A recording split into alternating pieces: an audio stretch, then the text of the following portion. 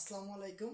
আজ আমরা আলোচনা করব যে structural sentence means simple, complex and compounds. একটি খুব হার্ড টপিক, তাই না?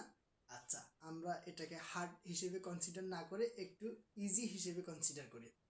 সিম্পল, কমপ্লেক্স, কম্পাউন্ডের আমি এখানে যে নিয়মটা আজকে করাবো সেটা খুবই গুরুত্বপূর্ণ, কারণ আমাদের বোর্ড পরীক্ষায় এসএসসি অ্যান্ড এইচএসসি বোর্ড পরীক্ষায় আমরা এই কোশ্চেনটা ম্যাক্সিমাম সময় আমি দেখি যে এই রুলসের যে কোশ্চেনগুলো হয় আমরা মোটামুটি 3-4টা থেকে একটা অবশ্যই পাই, সেটা এসএসসি অ্যান্ড এইচএসসি বোর্ড পরীক্ষায়। সো আমরা এই রুলসটা একবার একটু সুন্দর করে দেখি, তাহলে আমরা একবারে এইটা আয়ত্ত করতে পারবো।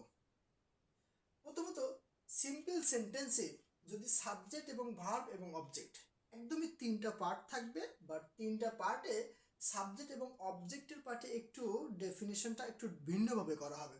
সাবজেক্টের জায়গায় যদি determiner plus adjective plus noun, অথবা সেম একই স্ট্রাকচারটা যদি অবজেক্টের জায়গায় ডিটারমাইনার, অ্যাডজেক্টিভ অথবা নাউন এরকমটা যদি থাকে, তখন আমরা কিভাবে এটার কমপ্লেক্স করব সেটা। এটা আসলে কম্পাউন্ড ওইভাবে হয় না, জোর করে করা যায়, বাট ওইভাবে জোর করে তো কোনো কিছু সম্ভব না।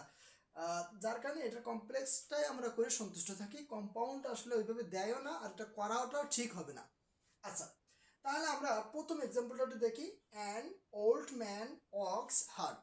এখানে অ্যান ওল্ড ম্যান এটা সাবজেক্টের অংশ, ওয়াক্স হচ্ছে ভার্বের অংশ, আর হার্ড হচ্ছে একটা অ্যাডভার্বস, তার মানে অবজেক্ট নাই। তাহলে এখানে অ্যান হচ্ছে ডিটারমাইনার্স, ওল্ড হচ্ছে অ্যাডজেক্টিভস, আর ম্যান হচ্ছে নাউন। তাহলে আমাদের এইখানে যে ফাংশনটা আমরা সেটাকে এখানে মিলিয়ে নিতে পারছি। এখানে ডিটারমাইনার ছিল, তারপরে অ্যাডজেক্টিভ ছিল, তারপরে নাউন ছিল। তাহলে এখানে ম্যান নাউন, এখানে ওল্ড হচ্ছে অ্যাডজেক্টিভ, আর এখানে অ্যান হচ্ছে ডিটারমাইনার। সো সাবজেক্টের ফাংশনে এটা আছে। আমরা এখন এই সেন্টেন্সটাকে কমপ্লেক্স সেন্টেন্সে কিভাবে করব সেটা একটু দেখি।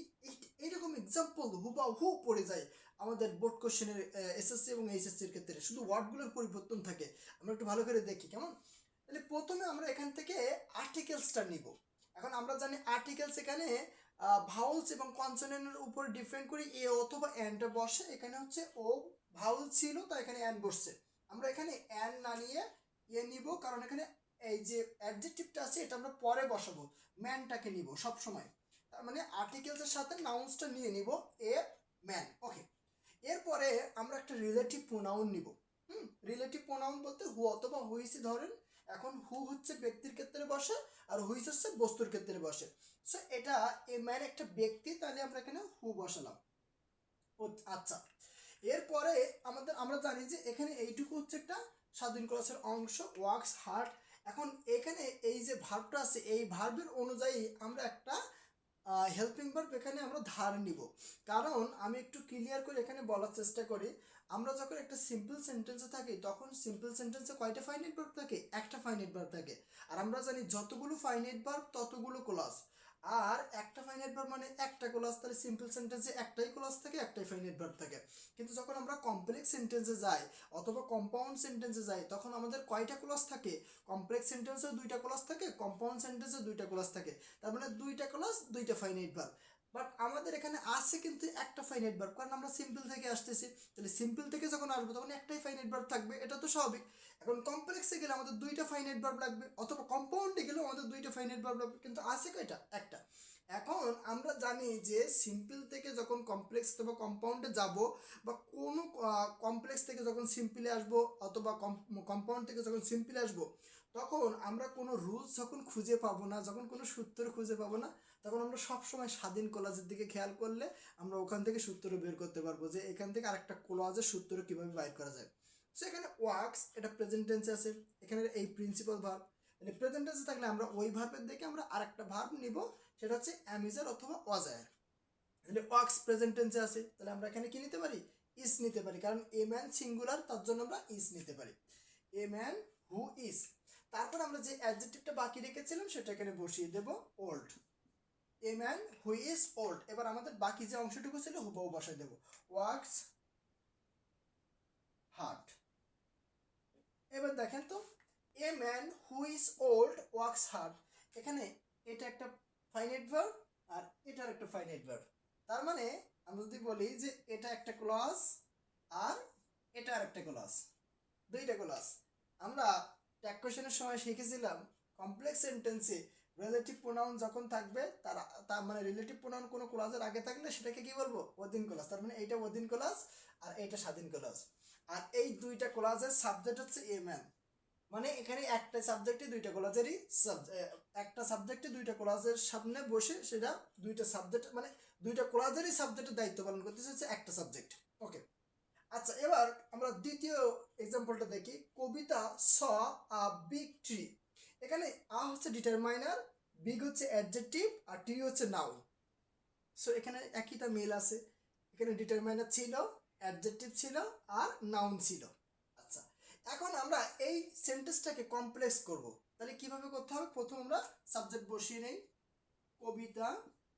আচ্ছা, তারপরে স, এরপরে আমাদেরকে আর্টিকেলস এবং নাউনটা আনতে হবে আগের মতনই, আর্টিরি। ওকে, আর্টিরি।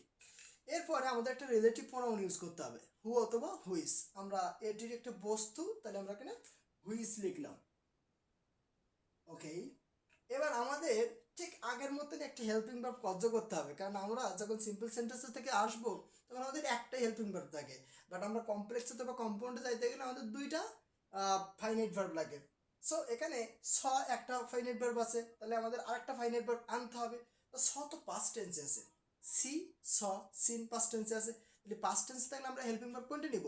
ওয়াজ অথবা ওয়ার থেকে নিব। আমরা একটু দেখে আসি অ্যান্টিসিডেন্ট সিঙ্গুলার না প্লুরাল। অবশ্যই এটি সিঙ্গুলার, তাহলে আমরা কি নেব? ওয়াজ। তাহলে কি হলো? কবিতা স আ ট্রি হুইচ ওয়াজ। এবার বাকি ছিল কি? অ্যাডজেক্টিভ বাকি ছিল, হুইচ ওয়াজ বিগ। শেষ। আমরা আরেকটু রিভিউ করি। আমরা এখানে ছিল কবিতা স আ বিগ ট্রি, এখানে আ হচ্ছে ডিটারমাইনার, বিগ হচ্ছে অ্যাডজেক্টিভ আর ট্রি হচ্ছে নাউন। এখন আমরা এই সেন্টেন্সটাকে কমপ্লেক্স করতে গেলে প্রথমে কবিতা বসিয়ে নিলাম সাবজেক্ট, তারপর সব ভার্ব বসিয়ে নিলাম, এরপরে আমরা আর্টিকেলস এবং ট্রি, এই নাউন এবং আর্টিকেল দুইটা একসাথে বসিয়ে নিলাম। আমাদের এইটা সবসময় এই মাথায় রাখতে হবে যে আর্টিকেল যেখানে নাউন সেখানে, নাউন যেখানে সেখানে এই আর্টিকেল, মানে আর্টিকেল আর নাউন পুরোপুরি একসাথেই বসে সবসময়। তারপরে আমাদেরকে এই আর্টিকেলস এবং নাউন এইটা হচ্ছে একটা অ্যান্টিসিডেন্টের কাজ করবে। অ্যান্টিসিডেন্ট মানে কি? রিলেটিভ প্রোনাউনের পূর্বে যে বসে সেটা হচ্ছে antecedent.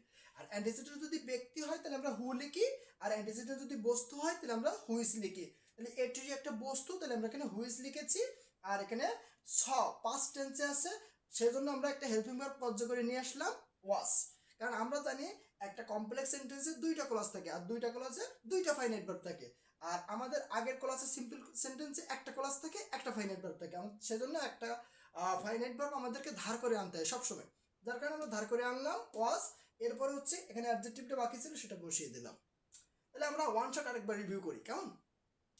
Complex sentence, simple sentence থেকে যখন আমরা কমপ্লেক্স সেন্টেন্সে যাব, এই স্ট্রাকচারের ক্ষেত্রে তখন আমরা এটা কুলু কিভাবে খুঁজে বের করবো? যে আমাদের কোশ্চেন তো অনেকগুলো, 10টা কোশ্চেন থাকে, 10টার মধ্যে আমাদের ভয়েস সেন্স থাকে, ডিগ্রি থাকে, তারপর হচ্ছে স্ট্রাকচারাল সেন্টেন্স থাকে এবং ফাংশনাল সেন্টেন্স থাকে। স্ট্রাকচারাল বলতে আমরা সিম্পল কমপ্লেক্স কম্পাউন্ড বোঝাচ্ছি, আর ফাংশনাল বলতে অ্যাফার্মেটিভ নেগেটিভ, তারপর হচ্ছে অ্যাসার্টিভ ইন্টারোগেটিভ ইম্পারেটিভ এগুলো বোঝাচ্ছে। তো এতগুলো সেন্টেন্সের মধ্যে আমরা এই রুলসটা কিভাবে খুঁজে বের করবো? এটা একটা ব্যাপার না? সো আমরা যখন কোনো সেন্টেন্সে কমপ্লেক্স করতে বলা হবে, হ্যাঁ কি করতে বলা হবে? কমপ্লেক্স করতে বলা হবে, আমরা তখন সাবজেক্ট এবং অথবা অবজেক্ট এই দুইটা জায়গায় দেখব যে ভার্ব আছে মাঝখানে, বাট সাবজেক্টের জায়গায় ডিটারমাইনার আছে, অ্যাডজেক্টিভ আছে, নাউন আছে, অথবা অবজেক্টের জায়গায় ডিটারমাইনার আছে, অ্যাডজেক্টিভ আছে, নাউন আছে, তখন আমরা মনে করবো যে আমরা এই রুলসে এইটা আমাদের সমাধান করতে হবে। তার জন্য আমাদের প্রথমে কি করতে হবে? যদি আমরা 1 নম্বর রুলসের কথা বলি, ডিটারমাইনার অ্যাডজেক্টিভ নাউন, তাহলে প্রথমে নাউন বসাবো। আর নাউন বসানো মানে কি? আর্টিকেল বসানো, কারণ নাউন যেখানে আর্টিকেল সেখানে, আর্টিকেল যেখানে নাউন সেখানে, তাহলে নাউন আর আর্টিকেল একসাথে বসিয়ে নিব। তারপর একটা রিলেটিভ প্রোনাউন বসাবো। রিলেটিভ প্রোনাউন বসাবো কার উপরে ডিপেন্ড করে? এটার উপরে ডিপেন্ড করে। এখানে যদি ব্যক্তি থাকে তাহলে হু বসাবো, আর এখানে যদি বস্তু থাকে তাহলে হুইজ বসাবো। তারপরে আমরা সিম্পল সেন্টেন্স থেকে যখন আমরা কমপ্লেক্স সেন্টেন্স আসবো তখন আমাদের একটা ফাইনাইট ভার্ব কার্য করতে হবে। কি করতে হবে? ধার করতে হবে, কারণ লোন নিতেই হবে। কারণ আমরা যখন কমপ্লেক্স সেন্টেন্স তৈরি করি তখন আমাদের দুইটা ফাইনাইট ভার্ব থাকে, আর সিম্পল সেন্টেন্সে একটা ফাইনাইট ভার্ব থাকে। সো আমরা আরেকটা ফাইনাইট ভার্ব আমরা ধার করে নেব। এখন অনেকের মনে প্রশ্ন আসতে পারে যে স্যার এই ধার তো করবো, কিন্তু আমি কিভাবে বুঝবো যে কখন কোন টেন্সে ধার করতে হবে? আমি তো বললাম যে তুমি যখন কোনো কিছু খুঁজে পাচ্ছ না তখন তুমি স্বাধীন ভার্বটার দিকে দেখো বা স্বাধীন ক্লাসটার দিকে দেখো। তখন ওই স্বাধীন ক্লাসই তোমাকে বলে দেবে যে তোমার সাবজেক্ট কে আসবে, তোমার ভার্ব কে আসবে। তাহলে এখানে স্বাধীন ক্লাসের ভার্ব ছিল হচ্ছে কি ওয়ার্কস, তাহলে ওয়ার্কস প্রেজেন্ট টেন্সে ছিল, প্রেজেন্ট টেন্সে তাহলে আমরা কি অ্যাম ইজার থেকে একটা নিতে পারি। এবার এখানে এ ম্যান সিঙ্গুলার ছিল তাই আমরা ইজ নিছি। তারপর এখানে ওল্ড অ্যাডজেক্টিভ ছিল বসিয়ে দিলাম, তারপর বাকি যেটুকু ছিল স্বাধীন ক্লাস বসিয়ে দিলাম, তাহলে দুটো ক্লাস হয়ে গেল। এরপরে কবিতা স আ বিগ ট্রি, এখানে এ হচ্ছে ডিটারমাইনার, বিগ হচ্ছে অ্যাডজেক্টিভ আর ট্রি হচ্ছে নাউন। আচ্ছা, তাহলে কবিতা স এটুকু বসিয়ে নিলাম, এখানে আমাদের কোনো কাজ নাই, আমাদের কাজ হচ্ছে এইটুকু অংশে। তাহলে এখানে আর্টিকেলস আর নাউন একসাথে বসিয়ে নিলাম, কারণ আর্টিকেল যেখানে নাউন সেখানে, নাউন যেখানে আর্টিকেল সেখানে। আচ্ছা, এটিরই বসিয়ে নিলাম। এটাকে অ্যান্টিসিডেন্ট বলবো, এটির কি বলবো অ্যান্টিসিডেন্ট, কারণ রিলেটিভ প্রোনাউন পূর্বে যে বসে তারা কি বলে অ্যান্টিসিডেন্ট বলে। তাহলে অ্যান্টিসিডেন্ট ব্যক্তি হইলে হু, আর অ্যান্টিসিডেন্ট যদি বস্তু হয় তাহলে হুইজ, তাহলে এটি একটা বস্তু, তার মানে আমরা এখানে কি হুইজ বসালাম। আচ্ছা, এইবার আমাদের কাজ হচ্ছে কি একটা ফাইনাইট ভার্ব কর্য করা। কেন? আমরা যখন কমপ্লেক্স সেন্টেন্স যাবো তখন আমাদের দুইটা ফাইনাইট ভার্ব লাগবে, আর আমাদের এখানে একটা ফাইনাইট ভার্ব আছে আর এখানে আরেকটা ফাইনাইট ভার্ব আমাদেরকে কি করতে হবে ধার করতে হবে। তাহলে কাকে দেখে ধার করব? আমি একে দেখে ধার করব, কারণ এই তো হচ্ছে স্বাধীন ক্লাসের একটা ফাইনাইট ভার্ব। তাহলে স্বাধীন ক্লাসের ফাইনাইট ভার্বটা কোন টেন্স আছে? পাস্ট টেন্স আছে। তাহলে আমরা যে ভার্বটা ধার করব, ফাইনাইট অক্সিলারি ভার্বটা ধার করব, সেটা আমরা এই ক্লাসের ভার্বটাকে দেখে ধার করব। তাহলে পাস্ট টেন্স আছে, তাহলে ওয়াজ থেকে আমরা একটা নিব। এটি কি সিঙ্গুলার, তাহলে তুমি কি নিবা অস নিবা না ওয়ার নিবা? অস তো সিঙ্গুলার, ওয়ার কি প্লুরাল, তাহলে তুমি অস নিয়ে নাও। আর এখানে বিগ হচ্ছে কি অ্যাডজেক্টিভ ছিল বসিয়ে দিলাম, দ্যাটস ইট। আমরা এই রুলসটা যেন আর ভুল না হয়, এইটা আমি দরকার হলে তোমরা দরকার হলে দুইবার দেখবা ক্লাসটা, দেখলেও তোমাদের হয়তো মাথার মধ্যে একদমই পড়ে যাবে। আর এই রুলসটা তুমি মোটামুটি ধরে রাখো যে সিম্পল কম্পারেন্স কম্পাউন্ড থেকে একটা কোয়েশ্চেন তোমার মোটামুটি তুমি পাবা। সো আমরা যদি একটু মনোযোগ সহকারে ক্লাসটা করি তাহলে আমরা এই রুলসটা একদম 100% বুঝে যাবো। ওকে, আল্লাহ হাফেজ। নেক্সট কোনো এপিসোডে নেক্সট কোনো গ্রামার নিয়ে তোমাদের সাথে দেখা হবে ইনশাল্লাহ। আল্লাহ হাফেজ।